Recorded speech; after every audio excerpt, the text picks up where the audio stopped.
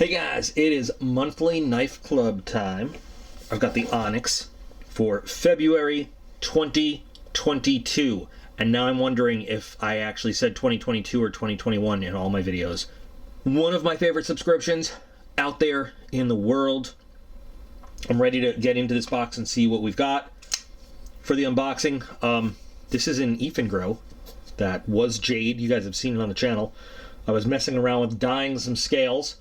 So this was regular jade, and then I did a dye job on it, and then a little bit of work to show some of the classic jade through it. And not fancy, not a fancy knife, but I, Cerakoted it and then messed with the scale a little bit. I like to customize things, and you guys know that. I think it looks a little cool now. So let's get into this box and see what it is that we've got from the Onyx.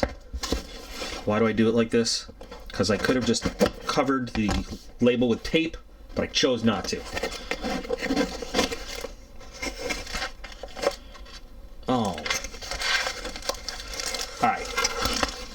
So.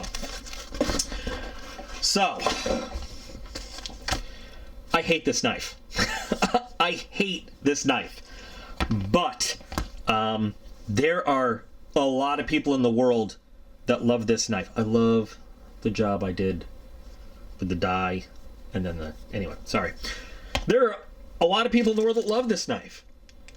I don't like, so recognizing that this is to a lot of people a high-end knife. I do not like this. So what do we have here? We have the Mantis Gearhead. And this is the fancy version. This is the Damascus blade. Let me get it open. Why I don't like this knife is because it is a wildly impractical knife to actually carry around and do stuff with. However, there are a lot of other people in the knife community that love it as a collection piece because it is so unique in terms of its action.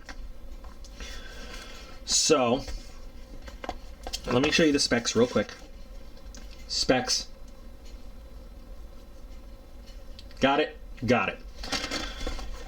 And if you are not familiar with the Mantis Gearhead, well, you're about to be.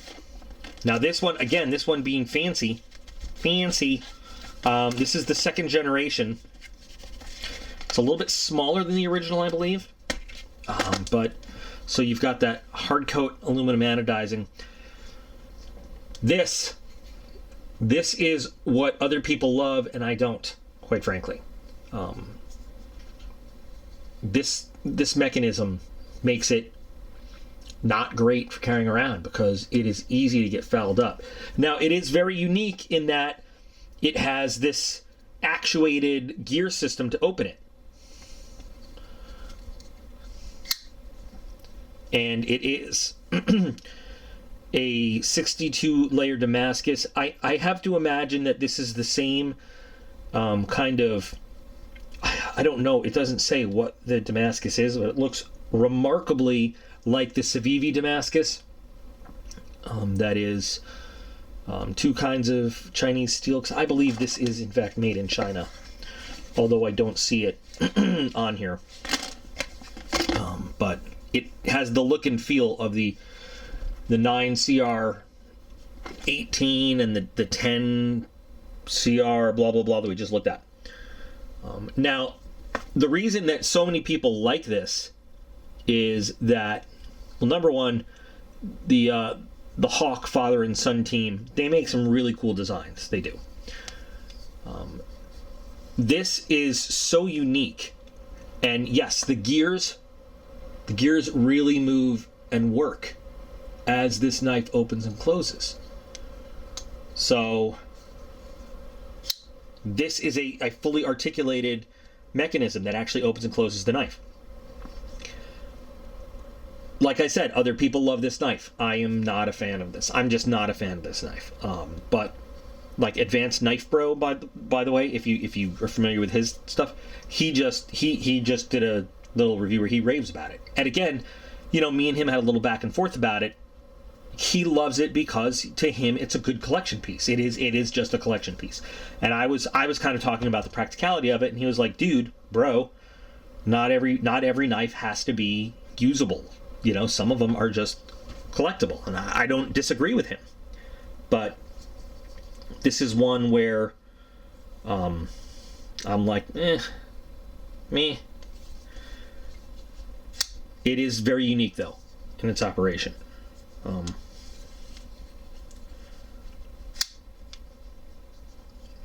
just going to do that one more time. So, I mean, it is what it is. The anode job, though, on the aluminum is really, really nice. So the whole frame here is aluminum, and this front scale, and then these onlays that they have, these plates, and it's all hard coated aluminum and anodized and everything. It's, it's high grade aluminum. 6061 aluminum is very nice.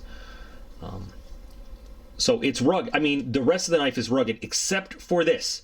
Now, if they developed like a, I don't know, maybe like a clear acrylic coating so you could still see it work, but it protected it from, I mean, even pocket lint could get in there and foul it up. If you have very linty pockets and you carry it a lot. I don't know. Let's see how the blade out of the box, though, fares in our normal. It's very smooth. Well, there we go.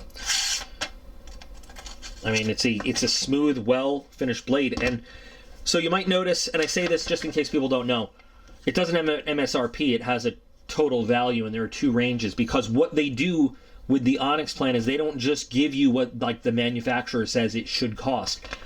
They actually go on the internet and they give you the high value and the low value that it's being sold for. Now, there could be people that have it on sale now and then, or there could be people that are violating the minimum allowable pricing from the manufacturer.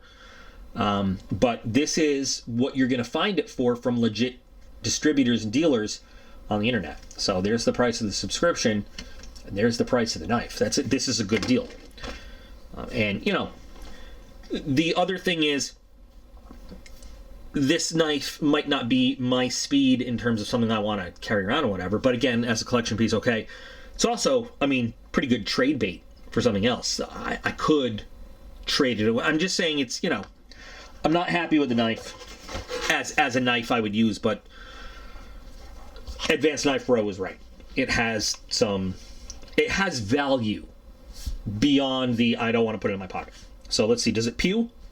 Pew! Pew! Pew! It does pew.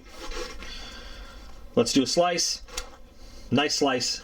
The knife hardly moved, and then pull through. A little harder than I wanted, than I expected. Fairly clean. The thing is, it's so small, it's such small handle. Again, it's a leverage issue. You don't get a lot of leverage on it, but it did pull through, and it did it nice and clean.